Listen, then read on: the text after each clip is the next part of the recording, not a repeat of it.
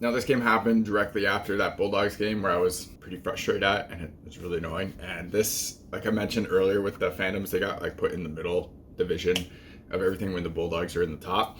And this was a game where like it felt really good, and this team is great because of like this. And we were outplayed. There's a ton of shots. You can see it in footage of a ton of shots. But the Phantoms try, and that's like the big difference is they try, they put effort in. A couple of guys were trying to block shots. You don't have to do that, but like they put effort in, and it's a nice feeling. And we won this one barely. I played really good, but the fact that the team like is trying and the team is like wants to be there and is just so nice. And I don't care if we lose with this team. They don't care if they lose, but they want to try, and there's a reason for coming out. So the difference between this one and like that Bulldogs game was just so like it's such a huge gap, and it's so much nicer when like the result is this. So this was a really nice comeback from the one before, and everything felt really solid in this one. So it's always a nice thing. I end up playing with this team in the summer, so some of the footage you saw with like the Warrior G6 pads and some other stuff I was doing in the summer is from this team, me playing on this Blackhawks team. So it's like I know them. One of the guys is the brother of the guy who runs the Phantoms team. So it's like there's not anger there, so everything generally stays pretty clean, everything, so it's always a good thing too. But yeah, I felt really good in this one, and like the team did a good job, and all we needed was one, so we got it, and that's like a great feeling. And then we have to play for this team one more team after this, and then the two winners will end up playing in the final. So it's always nice to be like that close to it, especially this is my first year with this team, so it's always a good feeling in that regards. So if you're buying hockey equipment and you want to support the channel, check out the links in the description. In the US, check out the links to Pure Hockey. In Canada, check out the links to Hockey Supremacy. If you click those links and make a purchase, I get a kickback from the sale. So anything that comes back from that comes right back into the channel, so I can make more content and doing like real reviews and stuff. I got buy gear to do a lot of the tests for it, so that costs money, and it would be greatly appreciated. Otherwise, if you want to support the channel without buying anything, check out links in the description to Patreon, buy me a coffee. Everything through there comes again back into the channel, so I can make more content and doing real reviews. Y'all